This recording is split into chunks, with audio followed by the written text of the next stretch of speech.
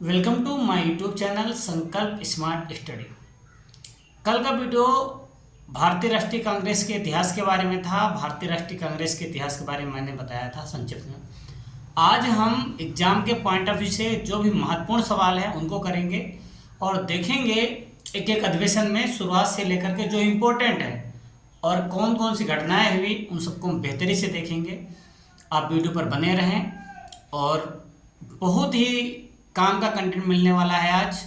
और यहाँ से डेफिनेटली सवाल पूछे जाते हैं और पूछे गए हैं और पूछे जाएंगे। तो कल मैंने बताया था कि 1885 में भारतीय राष्ट्रीय कांग्रेस की स्थापना हुई थी और भारतीय राष्ट्रीय कांग्रेस की स्थापना एओ ह्यूम ने की थी, अध्यक्षता WC बनर्जी भीमेश्वर बनर्जी ने की थी। कोलकाता बम्बई में हुआ था पहला अधिवेशन। उसके बाद अगला दूसरा अधिवेशन कहाँ हुआ था? 1886 में। और ये अधिवेशन हुआ था कलकत्ता में। कहाँ पर हुआ था? कलकत्ता में। और इसकी अध्यक्षता की थी दादा भाई नौरोजी ने। तीसरा अधिवेशन 1887 में हुआ था और ये मद्रास में हुआ था और इसकी अध्यक्षता की थी बदरुद्दीन तैयब जी ने, जो पहले मुस्लिम थे। चौथा अधिवेशन 1888 में इलाहाबाद में हुआ था, जिसकी अध्यक्षता जॉर्ज यूले ने की थी और ये पहले अंग्रेज थे जिन्होंने भारतीय राष्ट्रीय कांग्रेस की अध्यक्षता की थी। अब हम चलते हैं महत्वपूर्ण, ये मैंने शुरुआत के 4 बता दिए, इनमें से सवाल पूछ लेता है। अब हम चलते हैं महत्वपूर्ण अधिवेशनों की तरफ जहां कुछ स्पेशल हुआ है और जहां से सवाल पूछे जाते हैं। 1896 ये कोलकाता में अधिवेशन हुआ था और इसकी अध्यक्षता की थी रहमतुल्लाह सयानी ने। और इसमें स्पेशल क्या हुआ था? रविन्द्रनाथ टैगोर ने पहली बार वंदे मातरम गाया था। पहली बार वंदे मातरम गाया था 1896 में।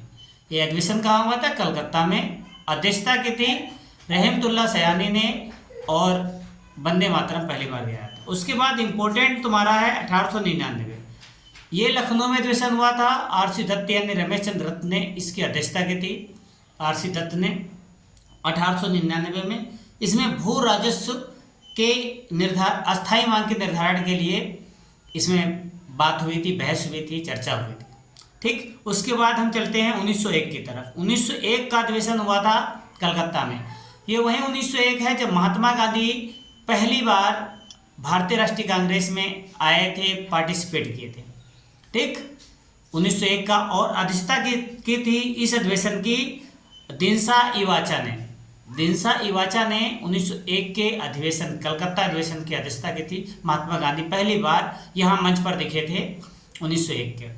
और बात करते हैं 1905 में। 1905 का अधिवेशन बनारस में हुआ था और इसकी अध्यक्षता की थी गोपाल कृष्ण गोखले ने और सरकार के खिलाफ स्वदेशी आंदोलन की औपचारिक घोषणा की गई थी इस आंदोलन। ठीक, 1905 के अधिवेशन में स्वदेशी आंदोलन पता है, लॉर्ड कर्जन ने बांग्लादेश को अलग कर दिया था, यानी कि पूर्वी बंगाल को अलग कर दिया था, जिसके लिए भारत में स्वदेशी आंदोलन हुआ, विदेशी कपड़े जलाए गए थे, उसको यहाँ पर औपचारिक घोषणा की गई थी 1905 में। 1906 का अधिवेशन 1906 का अधिवेशन हुआ था कलकत्ता में। अध्यक्षता की दादा भाई नौरोजी ने। स्पेशल क्या हुआ था? 4 प्रस्ताव थे, इन पर मोहर लगी थी, इनको अपनाया गया था। स्वराज और बहिष्कार आंदोलन, स्वदेशी आंदोलन और राष्ट्रीय शिक्षा। इन चार प्रस्तावों को अपनाया गया था भारतीय राष्ट्रीय कांग्रेस के द्वारा। 1907 में ट्विस्ट आया भारतीय राष्ट्रीय कांग्रेस में। भारतीय राष्ट्रीय कांग्रेस 2 गुटों में विभाजित हो गई, एक नरम दल, एक गरम दल। ठीक, नरम दल या अतिवादी दल भी कहा जाता है। और ये इसकी अध्यक्षता की थी रास बिहारी बोस ने और रास्ते में ही ये इस सत्र को ख़त्म करना पड़ा था। मतलब ये सत्र पूरी तरीके से चला नहीं, स्थगित हो गया था। 1907 के बाद हम चलते हैं 1910 की तरफ। 1910 का अधिवेशन इलाहाबाद में हुआ था। विलियम वेडरवर्थ ने इसकी अध्यक्षता की थी और यहाँ पर पृथक निर्वाचक जो प्रणाली थी इसकी निंदा की गई थी इस अधिवेशन में, 1910 के अधिवेशन में। 1911 का अधिवेशन बहुत ही महत्वपूर्ण है। 1911 का अधिवेशन इसलिए महत्वपूर्ण है, इसकी अध्यक्षता हुई थी कलकत्ता में और इसके अध्यक्ष थे BN धर। और यहाँ पर पहली बार जनगण मन गाया गया था। इसीलिए बहुत महत्वपूर्ण। जनगण मन कब गाया गया था? 1911 में अध्यक्षता BN धर ने की थी, कलकत्ता में अधिवेशन हुआ था। अब हम चलते हैं 1916 की तरफ। 1907 की याद दिलाता है। 1907 में भारतीय राष्ट्रीय कांग्रेस दो गुटों में विभाजित हुई थी, नरम दल, गरम दल। 1916 में क्या हुआ? अंबिकाचरण मजूमदार ने इसकी अध्यक्षता की। अधिवेशन लखनऊ में हुआ। और यहाँ पर क्या हुआ? जो गरम दल नरम दल था, इसमें एकता आ गई, एकमत हो गए, यानी कि जो अलग अलग थे एक हो गए इस 1916 के अधिवेशन में।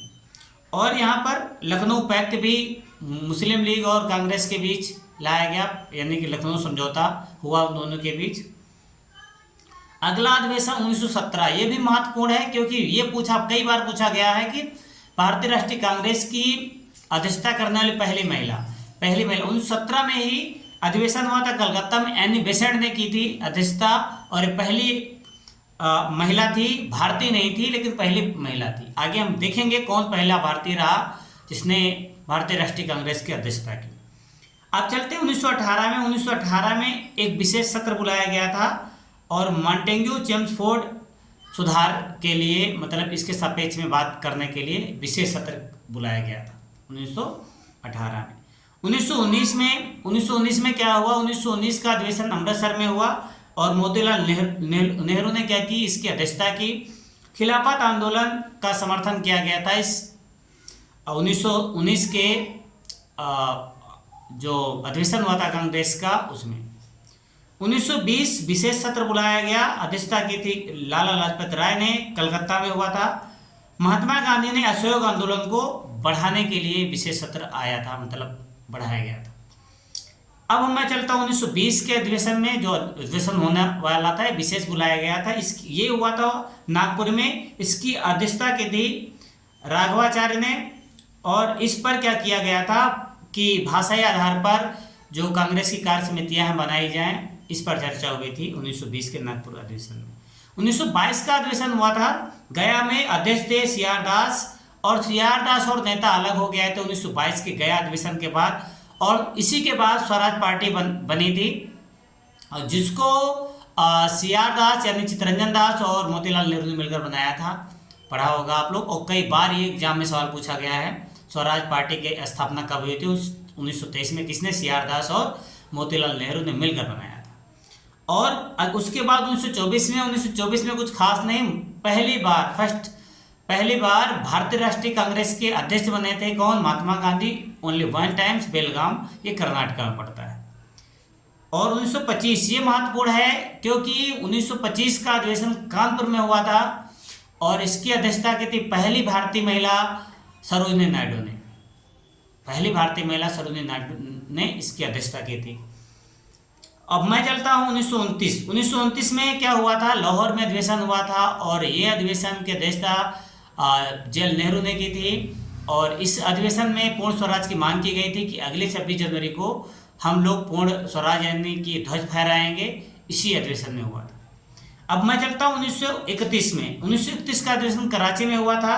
वल्लभ भाई पटेल ने इसकी अध्यक्षता की थी। गांधी इरविन समझौते के लिए यहाँ पर बात बन गई थी कि गांधी इरविन समझौता हो, इस पर समर्थन मिल चुका था भारतीय राष्ट्रीय कांग्रेस के प्रतिनिधियों का, तो इसीलिए इम्पोर्टेंट है। 1934 बॉम्बे में, और एक इसकी अध्यक्षता की थी राजेंद्र प्रसाद ने। कांग्रेस के संविधान में संशोधन के सापेक्ष में बात हुई थी इस अधिवेशन में। 1938 का अधिवेशन इंटरेस्टिंग है। 1938-39 दोनों का। इसकी अध्यक्षता राजेंद्र प्रसाद ने की थी, सुभाष चंद्र बोस ने की थी।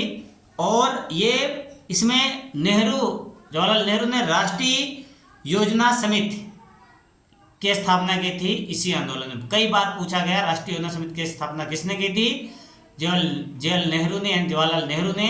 अध्यक्षता किसने की थी? सुभाष चंद्र बोस ने। 1939 में पट्टाभी सीतारामैया और सुभाष चंद्र बोस के बीच आपस में अध्यक्षता के लिए चुनाव हुआ, जिसमें सुभाष चंद्र बोस जीत गए और पट्टाभी सीतारामैया, जो कि गांधी का समर्थन प्राप्त था पट्टाभी सीतारामैया को, क्योंकि वो गांधीवादी विचारधारा के थे, वो हार गए।